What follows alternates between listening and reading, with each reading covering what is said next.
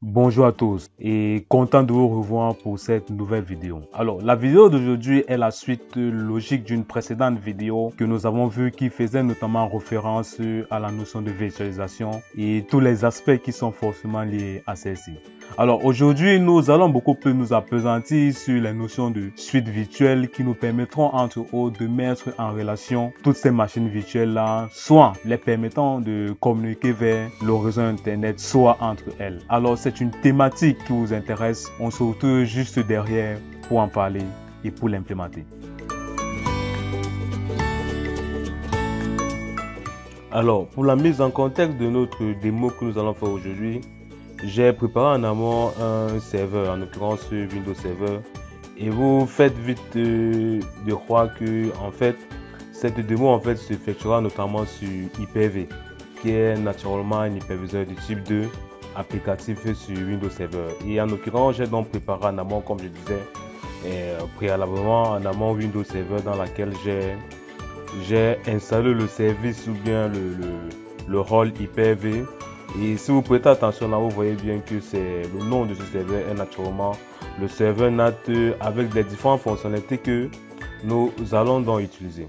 Et en se référant maintenant à l'onglet outils, vous voyez que je déclenche effectivement la plateforme ou bien le dashboard de Hyper-V naturellement.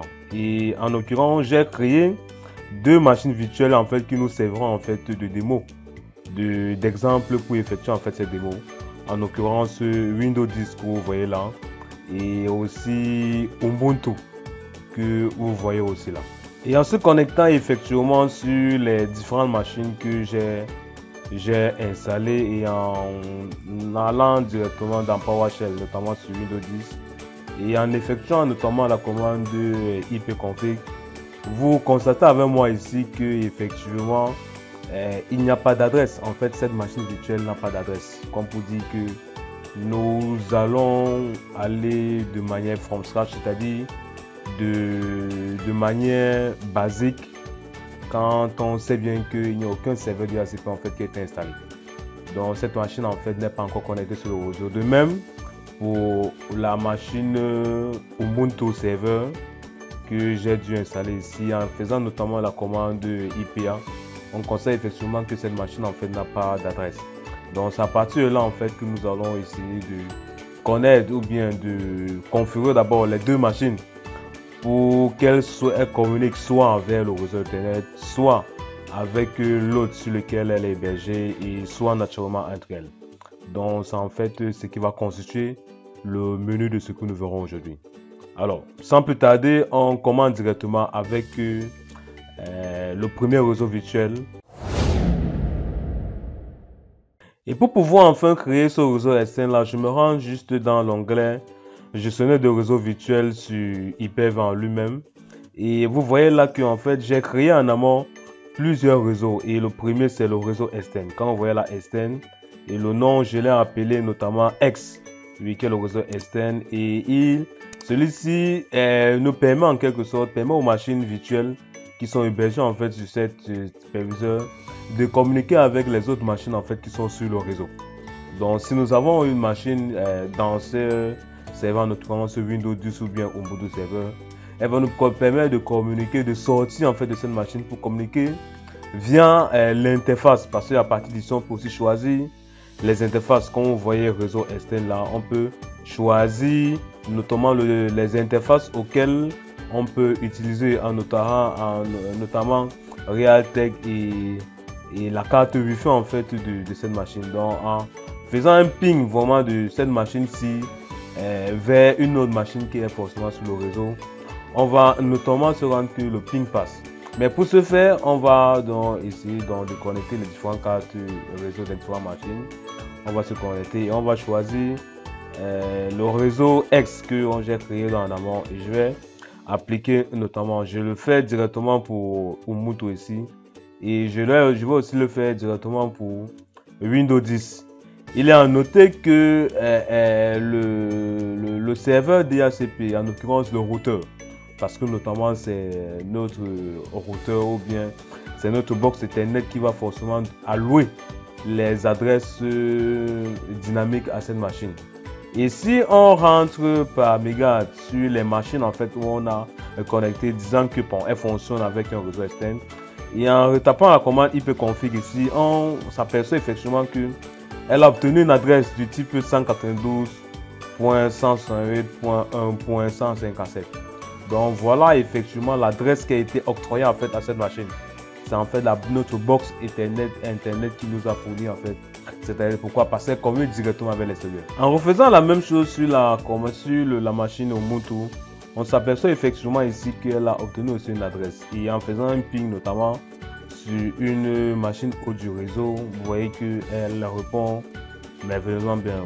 Cela témoigne à suffisance que notre machine communique directement avec toutes les machines qui sont sur le réseau, pas forcément sur le réseau de l'autre, mais peut communiquer hors de cette machine. Donc voilà le premier réseau virtuel qu'on peut décidément créer naturellement sur Hyper-V.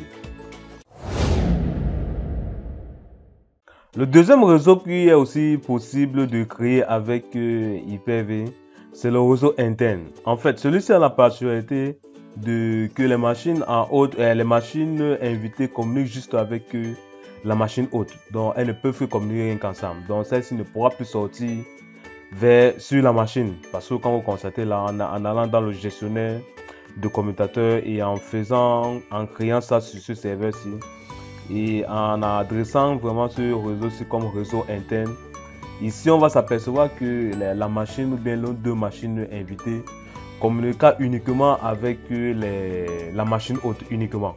Et pour les besoins de la cause, en fait, j'ai préparé en amont un serveur d'IACP sur cette machine haute là, et c'est ce serveur en fait qui fournira les adresses IP aux différentes machines qui sont sur le réseau, mais les différentes machines qui sont connectées sur ce suite virtuelle de IN. Et pour ce faire, je m'en vais donc dans les différents cadres réseau des différentes machines virtuelles et je les commute directement en réseau IN que j'ai créé donc précédemment. Donc je commence d'abord par la machine Windows 10 et je le connecte au réseau IN. Et ainsi que la machine Ubuntu serveur, je le connecte aussi au réseau IN. Et en faisant notamment et en allant intégralement dans cette machine là et en exécutant les commandes que nous avons tapées précédemment, c'est-à-dire la commande ipconfig sur Windows 10 et la commande IPA sur Windows Server, et en allant d'abord sur Windows 10, j'exécute la commande ipconfig. Vous voyez en suffisance ici que ça me produit une adresse totalement différente de la plage d'adresse qu'on a eu précédemment quand nous avons d'abord connecté en fait ces machines sur le réseau externe. Et en faisant de même avec la machine Ubuntu et en réalisant la commande network c'était le statut, on s'aperçoit effectivement qu'elle a une autre adresse, sachant que la machine principale ou bien la machine haute sur laquelle est hébergée cette machine, c'est elle maintenant qui a la charge de fournir les différentes adresses IP sur pour nos différentes machines.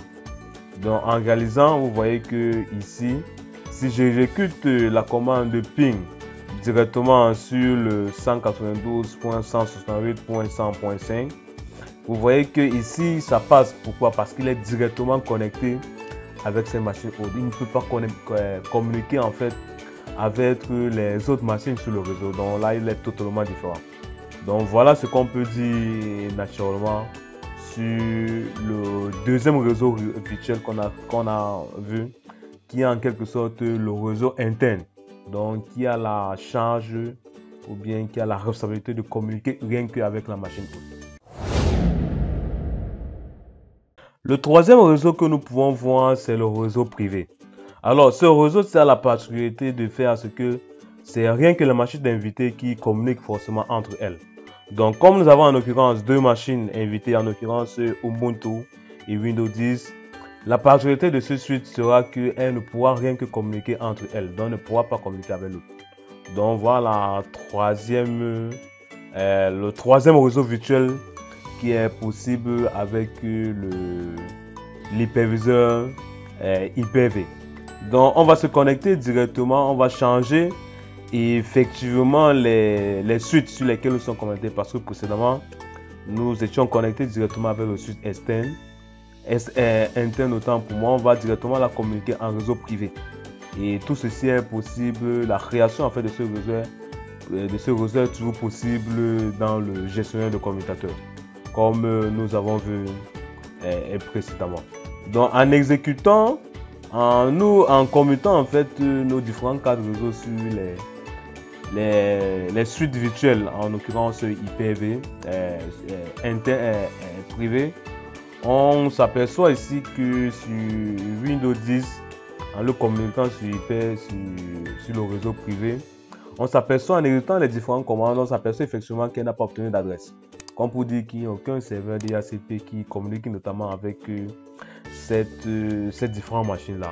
De même pour la machine Ubuntu Server qu'on a réalisé précédemment. Donc en exécutant la commande network station, on s'aperçoit effectivement qu'elle n'a pas obtenu d'adresse. Et pour ce faire, pour savoir au moins ce qu'elle obtient une adresse, j'ai dû créer en amont une machine, un autre serveur. J'ai déployé un autre serveur en amont, en l'occurrence le serveur VPN. Je l'ai donc configuré avec une adresse du type un rôle du type DHCP en fait, qui a l'obligation, qui aura l'obligation en fait de fournir les différentes interfaces ou bien les différentes adresses IP pour nos machines physiques, pour nos machines virtuelles autant pour moi.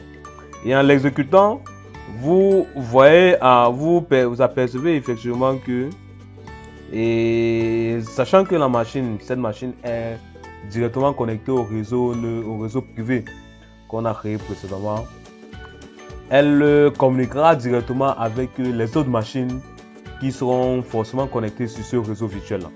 Et en l'occurrence, ces machines seront Windows 10 et Ubuntu Server qu'on a fait. Et en exécutant les différentes commandes qu'on a fait précédemment, c'est-à-dire la commande ipconfig pour Windows 10 et IPA pour Ubuntu, on s'aperçoit effectivement que ces machines ont obtenu une adresse. C'est-à-dire que nos machines sont bien connectées entre elles et elles sont sur un réseau distinct de ce qu'on a vu précédemment. Donc je dis ça par rapport aux deux précédents réseaux virtuels qu'on a vu. Donc voilà quasiment les trois réseaux présents, ou bien les trois réseaux qu'on peut décider de créer dans Windows Server, notamment sur l'hyperviseur Hyper-V. Donc nous avons vu dans un premier temps les hyperviseurs du type interne et externe autant pour moi, qui permettraient en fait aux machines invitées de communiquer avec les différentes autres machines qui sont forcément sur le réseau, en passant notamment par les différentes interfaces réseau de la machine hôte. Donc c'est en fait cette interface là qui permettait en fait de créer un pont pour les différentes machines virtuelles, qui les permettra en fait de communiquer avec les autres machines sur le réseau. Donc parlant du réseau externe, nous avons vu notamment le réseau privé qui permettait en fait aux différentes machines invitées de communiquer uniquement avec l'autre. Et on a fait un test, vous avez vu que notre machine hôte avait intégré un serveur DHCP, et c'est cette machine hôte là qui fournissait en fait les adresses aux différentes interfaces de nos machines virtuelles. Et enfin, on a fini par voir le réseau du type privé qui permettait aux certaines machines de communiquer uniquement entre elles. Donc voilà, récapituler tous les différents switches virtuels qui sont présents sur Hyper-V. On arrive dans le thème de cette vidéo, et dans celle-ci, nous sommes efforcés à mieux appréhender les concepts de suites virtuelles de type interne, externe et privé. Alors, c'est une vidéo qui vous a vraiment intéressé. N'oubliez donc pas de la liker et de la partager massivement afin que le contenu de cette chaîne soit mieux référencé. Et sur ce, on se dit certainement à bientôt pour une nouvelle vidéo.